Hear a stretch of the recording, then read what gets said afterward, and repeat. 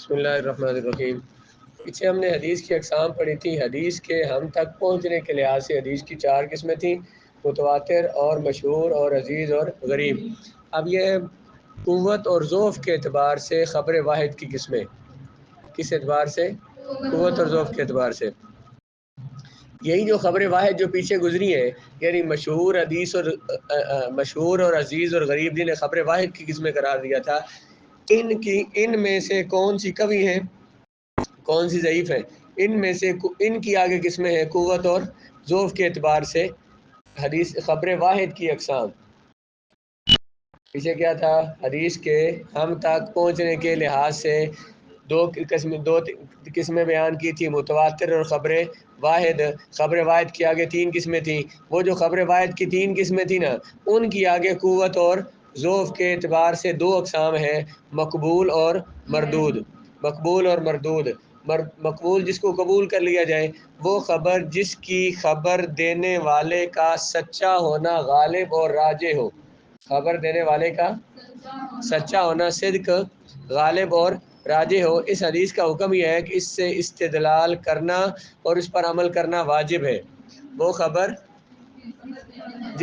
جو خبر دینے والے کا صدق غالب ہو، اس کا سچا ہونا غالب اور راجح ہو، تو اس کو کہتے ہیں حدیث مقبول۔ انہی میں سے یہ جو مشہور عزیز اور غریب ہے، ان میں سے ہو خبر واحد لیکن اس کا راوی کا سچا ہونا وہ غالب ہو، راجح ہو، تو اس حدیث کو مقبول کہیں گے اور اس پر عمل کرنا بھی، اور اس حدیث سے اس کو دلیل بنانا بھی واجب ہے۔ مردود وہ حدیث جس کے خبر دینے والے کے صدق کو غالب اور راجح نہ کہا گیا ہو، جس کے خبر دینے والے کے صدق کو، سچ کو۔ مردود کا حکم یہ ہے کہ ایسی روایت نہ قابل حجت ہوتی ہے، نہ اس پر عمل ہوتا ہے۔ قابل حجت مطلب اس کو دلیل بھی نہیں بنا سکتے اور اس پر عمل بھی نہیں ہوتا۔ آگے آپ مقبول اور مردود ہر ایک کی قسمیں ہیں، لیکن یہ آپ نے یاد رکھنا بنیاد اس کی کہ مقبول اور مردود کس کی قسمیں ہیں؟ خبر واحد کی قوت اور ضعف کے اعتبار سے اقسام ہے۔ خبر واحد جو قوی ہوگی وہ مقبول ہوگی، جو ضعیف ہوگی وہ مردود ہوگی۔ اب خبر مقبول کی اقسام، پہلی 2 باتیں ہیں اس پر۔ ایک تو خبر مقبول کی اقسام بیان کی جائیں گی، دوسرا کہ خبر مقبول کی اقسام۔ خبر مقبول اپنے مرتبہ قبولیت کے اعتبار سے 2 بنیادی قسموں میں تقسیم ہوتی ہے۔ خبر مقبول جو ہے اپنی قبولیت کے مقام اور مرتبہ کے لحاظ سے اس کی کتنی قسمیں بنتی ہیں؟ 2، صحیح اور حسن۔ خبر مقبول کی کتنی قسمیں ہیں؟ یہ خبر مقبول کہاں سے آ رہی ہے؟ خبر واحد۔ وہ جو خبر واحد ہوتی ہے، ان خبر واحد میں سے جو خبر مقبول ہوتی ہے، جس کے راویوں کا سچا ہونا غالب اور راجح ہوتا ہے، اس کی آگے 2 قسمیں ہیں، مقبول اور صحیح اور حسن۔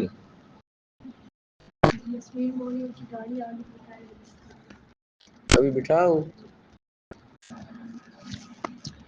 خبر مقبول کی قبولیت کے اعتبار سے 2 بڑی قسمیں ہیں، کون سی؟ صحیح اور حسن۔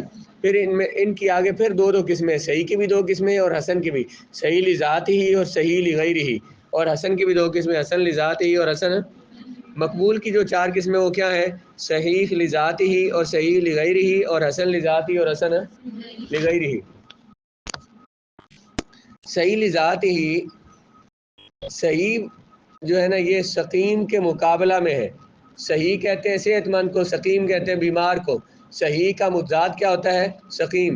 اس لفظ کا حقیقی اطلاق اجسام پر ہوتا ہے۔ یہ جو لفظ ہے نا صحیح جو ہے، یا صحیح جو ہے، یہ کس پر بولا جاتا ہے حقیقت میں؟ جسموں پر، کہ جسم صحیح ہے، یہ جسم بیمار ہے۔ بیمار اور صحیح کس کو بولتے ہیں؟ جسموں کو بولتے ہیں۔ حقیقت میں اس کا اطلاق اجسام پر ہوتا ہے، جبکہ حدیث اور دیگر امور معنویہ کے لیے مجازن بولا جاتا ہے۔ حقیقت میں کس پر بولا جاتا ہے؟ یہ اجسام پر، لیکن حدیث کے لیے جب بولا جاتا ہے تو مجازن بولا جاتا ہے۔ حقیقت میں صحیح اور بیمار کون ہوتے ہیں؟ جسم۔ اور حدیث کو صحیح یا سقیم کہتے ہیں تو وہ کس وجہ سے؟ مجازن کہتے ہیں۔ مجاز کیا ہوتا ہے اور حقیقت کیا ہوتا ہے؟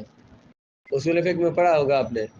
لفظ جس معنی کے لیے بنایا گیا ہے اسی معنی میں استعمال ہو تو حقیقت ہوتا ہے، جس معنی کے لیے بنایا گیا اس میں استعمال نہ ہو تو مجاز ہوتا ہے۔ ایک بندہ ہے تو اس کو آپ نے ایک جانور ہے، اس کو آپ نے شیر کہا تو حقیقت میں شیر ہے وہ، اور جو شعر ہوتا ہے اس کو آپ نے شعر کہا تو حقیقت ہے، بندہ بہادر اسے کہا تو مجاز ہے. ایک گدھا ہوتا ہے، اس کو آپ نے گدھے کو گدھا کہا، اس ڈنگر کو تو وہ حقیقت میں کہا، کسی بندے کو کہہ دیا بھائی یہ گدھا ہے، یہ کیا ہے؟ مجازن کہا. کیوں کہا؟ اسے اس کے کارناموں کی وجہ سے اسے کہہ دیا، تو یہ کیا ہے؟ مجازن. تو یہ صحیح کا لفظ حقیقت میں کس پر بولا جاتا ہے؟ اجسام پر. اور مجازن بولا جاتا ہے کن پر؟ حدیث پر بولا جاتا ہے. اس طرح ہی تعریف متصل سندہ بنقل العادل الضابط عن مثلہ لا منتہہ، وہ حدیث جس کی سند متصل ہو. سند جس کی متصل ہونے کا مطلب کیا ہے؟ کہ صحابہ سے لے کر جو آخری راوی ہے اس تک درمیان میں کوئی راوی حذف نہ ہو، ہر ایک نے اپنے شیخ کا بیان کیا ہو. امام بخاری نے حدیث بیان کیا اپنے استاد سے، انہوں نے اس کا ذکر کیا، ان کے استاد نے اپنے استاد کا نام لیا، انہوں نے اس کے استاد نے اپنے استاد کا نام لیا، یہاں تک کہ چلتے چلتے سند صحابہ تک پہنچ گئی. سند متصل ہے، درمیان میں کوئی راوی حذف نہ ہو. بنقل العدل، وہ سارے راوی کیا ہوں؟ عادل ہوں. راوی کیا ہوں؟ عادل ہوں اور ضابط ہوں. عادل ضابط کیا ہوتے ہیں؟ ان کی تعریف آگے آ رہی ہے. ان مثلہ، شروع سے لے کر آخر تک، جس کو وہ حدیث جس کی سند متصل ہو، جس کی سند، جس کو عادل راوی نقل کرے. کون سے راوی؟ عادل اور ساتھ ضابط بھی ہو. اور عادل اور ضابط اپنے مثل سے روایت کرے، یعنی ہر عادل اپنے کس سے روایت کرے؟ اپنی مثل. اپنی مثل کا مطلب عادل سے ہی، عادل راوی عادل سے روایت کرے الی منتہا، سند کی انتہا تک. یعنی سند کی انتہا تک سارے راوی کیا ہوں؟ عادل بھی ہوں اور ضابط بھی ہوں. اول سے آخر تک. سند کی انتہا کہاں ہوتی ہے؟ صحابی پر. اور ابتدا کہاں ہوتی ہے؟ جس راوی سے جو حدیث اپنی کتاب میں بیان کرے گا اس سے سند کی ابتدا ہو رہی ہے، اور انتہا کہاں پہ ہو رہی ہے؟ صحابی تک.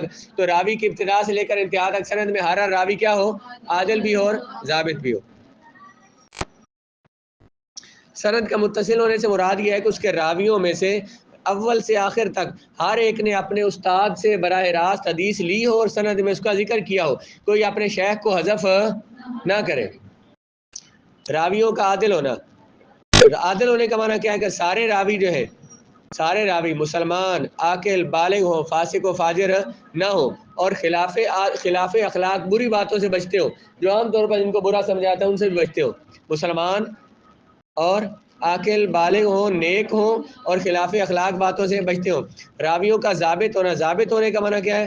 تمام راوی سب کا حافظہ قوی ہو، بات انہیں یاد رہتی ہو. ضبط کا معنی ہوتا ہے محفوظ کرنا، یاد کرنا. تو حافظے میں بھی چیزیں محفوظ رہتی ہیں، علم محفوظ رہتا ہے. راوی کیا ہوں؟ حافظے قوی، حافظے والے ہوں. ضبط تام کے مالک ہوں.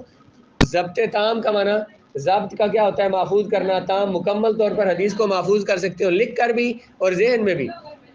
بات کو محفوظ کرنے کے دو طریقے ہیں، ایک ذہن میں یاد رکھنا اور دوسرا لکھنا. تو دونوں طرح سے وہ ضابط ہو، یعنی کہ ان کا حافظہ بھی صحیح ہو، ذہن میں بھی محفوظ رکھتے ہیں اور کتاب میں لکھ کر بھی حدیث کو محفوظ رکھنے والے ہو. اور خبر شاذ نہ ہو. حدیث کیا ہو؟ آخری بات کیا تھی اس میں؟ ایک بات چھوڑ دی، شاذ نہ ہو. حدیث صحیح وہ کون سی ہوتی ہے؟ صحیح لذات ہی کون سی ہوتی ہے؟ جو حدیث شاذ نہ ہو. شاذ کون سی حدیث ہوتی ہے؟ شاذ وہ ہوتی ہے جس میں ثقہ راوی اپنے سے زیادہ ثقہ کی مخالفت کرے.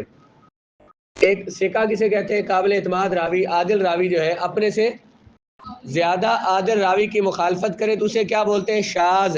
تو جس کو کہا شاذ نہ ہو، مطلب اس میں راوی اپنے سے بڑے راوی کی، اپنے سے زیادہ ثقہ راوی کی مخالفت نہ کر رہا ہو.